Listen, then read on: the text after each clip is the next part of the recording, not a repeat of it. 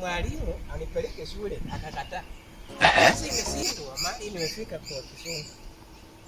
Moto ni kitoko. Ulisikia wapi? Nimeenda nikaambia makamu. Makamu fire down there is few.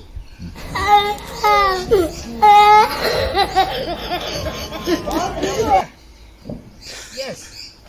Give me concrete. Sasa hapo nikasema. Mimi nikapepa kirainda. Nikafanya hivi. Akatoroka. My lord. Nini sasa? I wonder. Ni vile tunajua kasi ya mchengo. God have mercy upon us.